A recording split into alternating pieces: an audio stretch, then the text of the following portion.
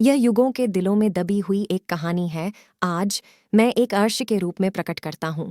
क्यों एक राज्य सदियों तक नहीं सोया, जब तक कि एक ऋषि ने श्राप नहीं तोड़ दिया। एक उम्र बहुत दूर, हमारे दिमाग के अध्ययन से परे एक अवस्था। वहाँ शूरवीरों का साम्राज्य था, जहाँ नागरिक खुश थे क्योंकि उनके शूरवीर उन्हें सभी भय से बचाते थे। वह समय अच्छा था जब सरकार और नागरिक साथ साथ चलते थे। सपनों की भूमि में शांति और सद्भाव मौजूद था, जहां सड़कों पर खुशी की धाराएं और खुशियों के इंद्रधनुष बहते थे। सपनों के साम्राज्य को नीलमणि कहा जाता था, जिस पर राजा डायर का शासन था। चमचमाती ठुड्डी वाला राजा कभी नहीं देखा, क्योंकि उसने अपने देश पर अच्छे से शासन किया। 12 शूरवीरों की एक टीम थी, जो दिन रात शांति बनाए रखने के लिए काम करती थी। लेकिन फिर एक दिन ऐसा आया जब देश पर डार्क फॉरेस्ट की चुड़ैलों ने हमला कर दिया। जैसा कि कहा जाता है, चुड़ैलों ने राज्य के बच्चों का अपहरण कर लिया और उन्हें गुलाम बना लिया अपने देश में काम करने के लिए। जब अपहरण की खबर राजा डायर के कानों में पड़ी तो वह क्रोधित हो गया। वह अपने शूरवीरों के साथ अपने राज्य के देवदूतों की तलाश में निकल पड़ा। उन्होंने जमीन के हर हिस्से को खोजा, कुछ समुद्र के पार चले गए, कुछ ने जमीन के पहाड़ों में खोज की। लेकिन सब व्यर्थ गया, क्योंकि उन्हें कहीं भी बच्चे नहीं मिले। तभी एक शूरवीर एक विचार लेकर आया जो उज्ज्वल था। उसने राजा से कहा कि वह एक बच्चे की तरह कपड़े पहनेगा और हवा में खेलेगा। चुड़ैलों ने उसका अपहरण कर लिया और उसे उस देश में ले गए जहां उनके राज्य के बच्चों को रखा गया था। राजा ने सोचा कि यह विचार अच्छा था और उसने शूरवीर से कहा कि वह उस रात एक बच्चे के रूप में तैयार होगा।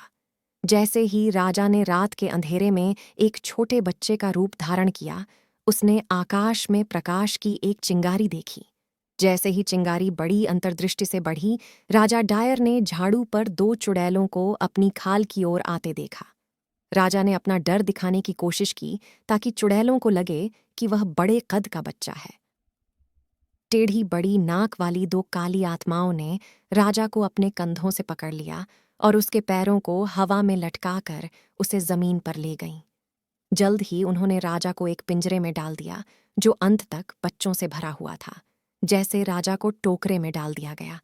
बच्चे गुस्से में चिल्लाने लगे, क्योंकि जगह पहले से ही कई लोगों से भरी हुई थी। उस रात 10 शूरवीरों ने राजा का पीछा चुड़ैलों के पास किया।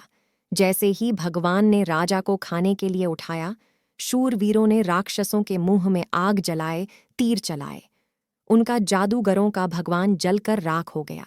जब 2 काली चुड़ैलों ने देखा कि उनका भगवान अब क्रोधित नहीं हो रहा है, तो उन्होंने राजा और उनके किसानों को श्राप दिया कि वे फिर कभी नहीं सोएंगे अगर वे उन्हें एक टिक पर मारने आएंगे। जैसे ही राजा, शूरवीर और उसके राज्य के बच्चे अपने ठिकाने पर पहुंचे, लेकिन उस समय से उस स्थान पर कुछ देर तक कोई नहीं सोया। समय का पहिया चलता रहा, लेकिन नीलमणि के लोग कभी नहीं सोए।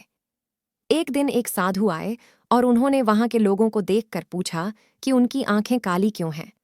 नागरिकों ने कहानी सुनाई और आर्षि ने कुछ देर सोचा और लोगों से कहा कि वे उस रात सो जाएं। वह उन्हें बचाएंगे, उस रात चुड़ैलें आएंगी। जब लोग खुशियां मना रहे थे, उस रात राजा अपने नागरिकों के साथ सो गए। आशी जागते हुए राज्य के द्वार के सामने खड़े हो गए और गहरे घंटों में उस जगह पर 2 चुड़ैलों ने हमला कर दिया, जो मृत भगवान का बदला लेना चाहता था, जिसकी वर्षों अज्ञात मृत्यु हो गई थी। आशी राज्य के द्वार के सामने खड़े हो गए और भगवान से प्रार्थना की। जैसे ही चुड़ैलें उस स्थान में प्रवेश करने वाली थीं, एक अदृश्य ढाल ने उन्हें दूर फेंक दिया।